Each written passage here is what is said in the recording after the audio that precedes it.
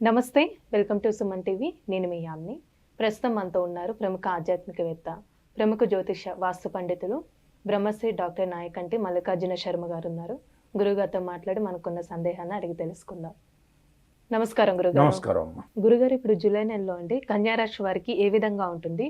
వీళ్ళకి సంబంధించిన పరిహారం అంటూ ఏంటండి అసలు? కన్యా రాశి వాళ్ళకి 6వ స్థానంలో శని యొక్క సంచారం వక్రగతిలో ఉండటం, అలానే కుజుడు 8వ స్థానంలో ఉండటం, అలానే 7వ స్థానంలో రాహు యొక్క సంచారం ఉండటం వల్ల ఆరోగ్యపరంగా ప్రత్యేకమైన శ్రద్ధ పెట్టాలి.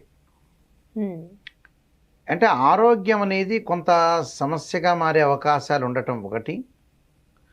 ఆర్థిక పరంగా ఆదాయాలు బాగా పెరుగుతున్న కన్యా రాశి వాళ్ళకి, ఎందుకంటే 9వ స్థానంలో గురువు యొక్క సంచారం వల్ల ఆర్థిక పరంగా ఆదాయం ఉంటుంది. కొంత ఆరోగ్య పట్ల శ్రద్ధ పడితే ఆరోగ్యపరంగా విషయాలను మనం ఆలోచన చేసి ముందుకు వెళ్ళామనుకోండి, ఆరోగ్యం మెరుగుపరిచే అవకాశాలు మనం చేసుకోవాలని ముందుకు వెళ్తే ఆదాయం బాగా పెరుగుతుంది వాళ్ళకి.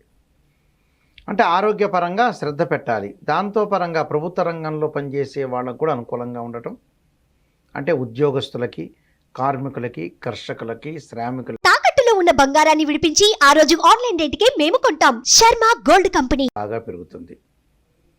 అంటే ఎప్పుడైతే భాగ్యస్థానంలో గురువు యొక్క సంచారం ఉన్నాడో, చతుర్థాధిపతి భాగ్యస్థానంలో ఉండటం వల్ల వాహనాలు కొనుగోలు చేయటం, ఇళ్ల యొక్క నిర్మాణం చేపట్టే అవకాశం ఎక్కువ ఉంటుంది. విద్య యందు అనుకూలంగా ఉండటం, పోటీ పరీక్షల్లో బాగా ముందుకు వెళ్ళటం విద్యార్థులకు కూడా అనుకూలమైన కాలం. కానీ కన్యా రాశి వాళ్ళకి సహజంగా ఎలా ఉంటుందంటే 6వ స్థానంలో శని ఉంటే మంచిదని అంటారు. అది డైరెక్ట్గా ఉంటే, ఇది రెట్రోగ్రేడ్ అయింది కాబట్టి ఆరోగ్యపరంగా జాగ్రత్త ఉండాలి. అంటే వాహనాల మీద వెళ్ళేటప్పుడు జాగ్రత్త ఉండాలి. ప్రయాణాలు చేసేటప్పుడు అంటే జర్నీ చేసేటప్పుడు కొంత కేర్గా ఉండాలి. ఎనిమీస్ అంటే శత్రువుల విషయంలో కూడా కొంత అజాగ్రత్తగా ఉండటం అనేది మంచిది కాదు. అంటే మధ్య మధ్యలో కొంత విశ్రాంతి తీసుకోవాలి. అలానే శరీరానిలో ఉండే ఆరోగ్యాన్ని, శరీరం రుగ్మతలు, మానసికంగా ఆందోళన అనేది పెరగకూడదు. అలానే వీళ్ళకి వచ్చేటప్పటికల్లా శుక్రుడు యొక్క బలం వల్ల కూడా కొంత అనుకూలంగా ఉంటుంది. శుక్రుడు యొక్క బలం వల్ల ఏం జరుగుతుంది వాళ్ళకి అని అంటే, రవి, బుధ, శుక్ర గ్రహాలు కన్యా రాశి వాళ్ళకి 11వ స్థానంలో చేరతాయి. అంటే జూలై మధ్య భాగంలో 11వ స్థానంలో 3 గ్రహాలు ఉన్నాయంటే మంచిది అని అర్థం. రవి వల్ల ఏం జరుగుతుంది? ఉద్యోగంలో మార్పులు, ఉద్యోగంలో ప్రమోషన్లు, ఉద్యోగంలో డబ్బులు రావటం. శుక్రుడు వల్ల జూలై మాసాల్లో సంబంధాలు కుదుర్చుకునే అవకాశాలు ఉండటం. 11వ స్థానంలో బుధుడు వల్ల కూడా వాళ్ళకి ప్రయత్నాలు సఫలీకృతం కావటం, వ్యాపార సంబంధ విషయాల్లో కూడా అనుకూలంగా ప్రయత్నాలు ఉండటం, వ్యాపార అభివృద్ధి చెందటం ఒకటి. వ్యాపారంలో మార్గ నిర్దేశకం అనేది ఏర్పడే అవకాశం ఉంటుంది. దానితో పాటు ఇతరుల యొక్క మద్దతు తెలిపే అవకాశం ఉంది. అనేక ప్రయోజనాలు పొందే అవకాశాలు ఎక్కువ ఉంటాయి. ఇప్పుడు కొత్తగా వ్యాపారాలు ప్రారంభం చేసేవాళ్ళు, ప్రారంభం అది వరకు గతంలో ప్రారంభమైన వ్యక్తులు కూడా, అంటే వ్యాపారంలో పురోగతి అంటే డెవలప్మెంట్ అనేది జరిగే అవకాశం ఉంటాయి. అంటే ఆర్థిక ప్రయోజనాలు, ఆర్థిక పరిస్థితిని మెరుగుపరిచే అవకాశాలు ఎక్కువ ఉంటాయి. అలానే ఖర్చుల్లో కొంత పెరుగుదల పెరుగుతూ ఉంటుంది. అలానే ఇక్కడ అంటే ప్రతి ప్రయత్నం కూడా కొంత సఫలీకృతమయ్యే అవకాశం ఉంది. ఇతర ప్రాంతాలకు వెళ్ళటం ఒకటి. అలానే ప్రతి విషయంలో కూడా కొంత అనుకూలంగా ఉంటుంది. వ్యాపార భాగస్వామ్యం బాగా కలిసి వచ్చే అవకాశం ఉంటుంది. విదేశాలకు వెళ్ళే అవకాశాలు విద్యార్థులకు ఉంటాయి. విద్యార్థులు అంటే ఉద్యోగం చేసిన వాళ్ళు కంపెనీ త్రూ వెళ్ళే అవకాశం ఉంటుంది. విద్యార్థులు కూడా విదేశాలకు వెళ్ళి అక్కడ మంచి విశ్వవిద్యాలయంలో సీటు సంపాదించుకునే అవకాశం ఒకటి ఉంటుంది. ఇప్పుడు శుభకార్యాలు జరిగే అవకాశం ఉందా అండి? శుభ కార్యక్రమాలు జరిగే అవకాశాలు ఎక్కువగా ఉన్నాయి ఈ రాశి వాళ్ళకి. ఎందుకంటే 2-3 కారణాలు ఉంటాయి. దానికి కూడా 2-3 కారణాల్లో భాగ్యంలో గురువు, ఏకాదశ స్థానంలో శుక్రుడు ఉండటం వల్ల వివాహ ప్రయత్నాలు సఫలీకృతం కావడం, మంచి సంబంధం వచ్చే అవకాశం ఉంటుంది. గత రోజుల్లో ఎవరైతే భార్యాభర్తల డిస్ప్యూట్స్ ఉన్నారో వాళ్ళు వచ్చి కలిసే అవకాశం ఉంటుంది. విభేదాలు తగ్గించుకుని అన్నదమ్ముల మధ్యలో సఖ్యతగా బాగా పెరిగే అవకాశాలు ఎక్కువగా ఉంటాయి.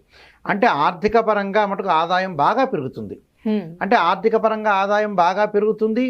ప్రతి పనిలో కూడా విజయం సాధించే అవకాశం ఒకటి ఉంటుంది. అనుకూల ప్రయత్నాలు సఫలీకృతం అవుతాయి. అంటే మనం ఏదైతే ప్రయత్నం అనేది సఫలీకృతం చేస్తామో అది మంచిదేగా.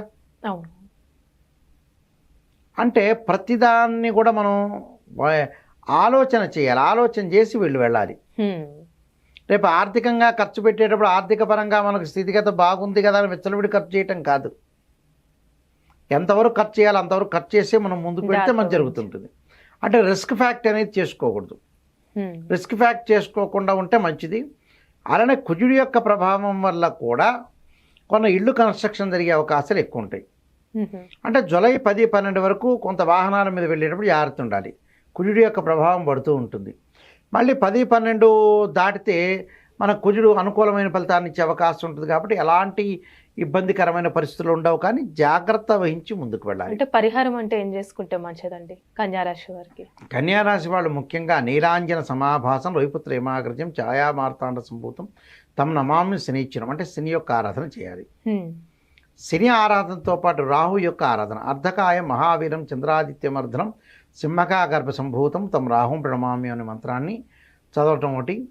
నల్ల నువ్వులు, మినుములు, నల్ల బట్ట, అలానే నీలం వర్ణంలో ఉన్న వస్త్రాన్ని దానం చేయటం చాలా మంచిది.